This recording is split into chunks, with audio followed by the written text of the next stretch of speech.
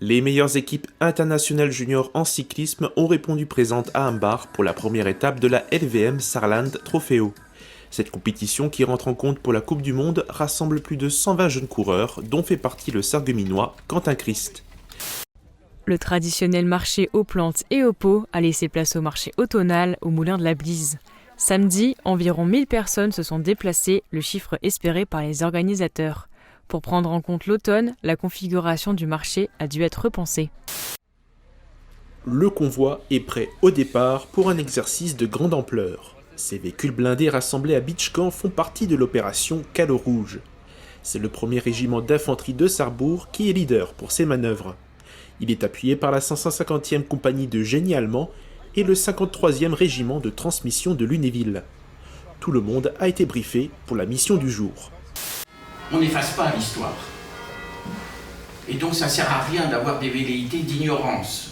Et l'ignorance conduit plutôt à l'obscurantisme. Bienvenue au 60e anniversaire de la Chale, Société d'histoire et d'archéologie de la Lorraine, section Pays de Bitche. Dimanche, le rendez-vous était donné à la salle Dôme de la mairie de Bitche. La Chale est une association qui a été créée en 1888. Elle compte 6 sections. La petite dernière est celle du Pays de Bitche, née en 1961.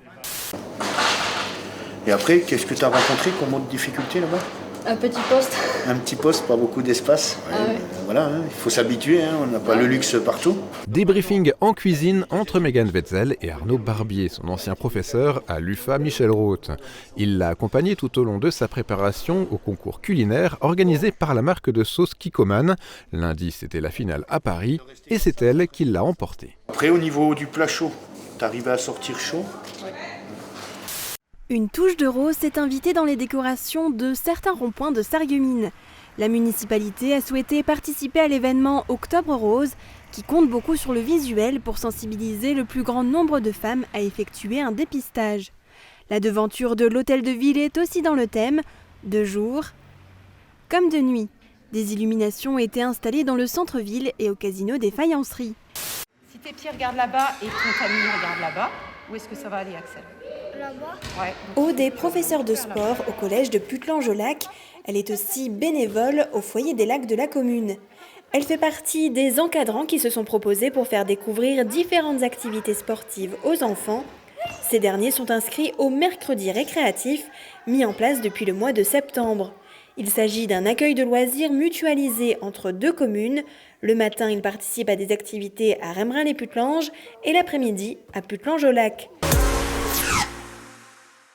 C'est devant le foyer du Brour que les participants se sont retrouvés avant de débuter cette première marche d'Octobre Rose en Moselle. Pour l'occasion, la directrice du comité de la Moselle de la Ligue contre le cancer a fait le déplacement pour rappeler l'importance du dépistage et de l'autopalpation, mais également pour remercier les habitants de leur participation. L'année dernière, la Moselle a perdu plus d'1 200 000 € de dons, une énorme perte qui a eu un impact sur les dons alloués à la recherche.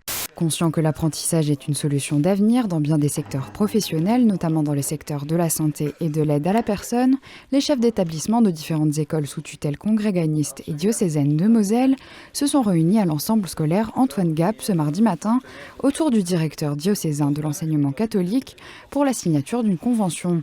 Tous sont désormais partenaires d'un nouveau projet de centre de formation des apprentis. L'entretien des monuments de la bataille de Spicheren du 6 août 1870 continue sur le site historique.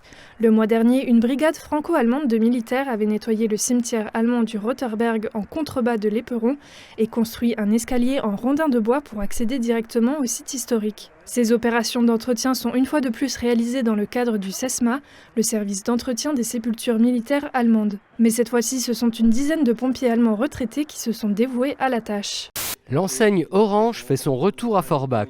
L'opérateur travaille déjà en collaboration avec la ville dans le cadre du déploiement de la fibre et du développement de la 5G, mais il avait fermé boutique il y a maintenant 4 ans. Orange a décidé de faire machine arrière à la demande du maire. Alexandre Cassaro y voit un moyen de lutter contre la fracture numérique, mais aussi de redynamiser le centre-ville. Malgré un peu de fatigue et des petites baisses de concentration, Danadette peut être satisfait de s'en sortir en 2-7. Sa victoire, il la doit beaucoup à son sang-froid sur les quelques points les plus importants.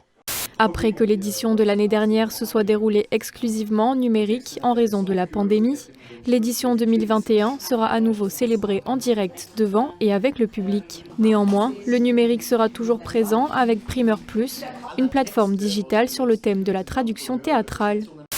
Plus d'une centaine de personnes ont fait le déplacement ce jour-là pour participer à ces job dating. Plusieurs entreprises, associations et centres de formation étaient présents pour rencontrer les demandeurs d'emploi. Anne Bennett-Lang, chargée de relations entreprises à la mission locale du bassin houiller, se félicite de cet engouement pour le forum. Ce sont eux les heureux lauréats de la bourse d'engagement citoyen mis en place par la ville de Forbach. Un soutien financier de 1 350 € pour l'année, dans le but d'aider ces jeunes dans leurs projets personnels ou professionnels, comme Reda, 19 ans, étudiant en BTS Gestion de la PME au lycée Blaise Pascal de Forbach.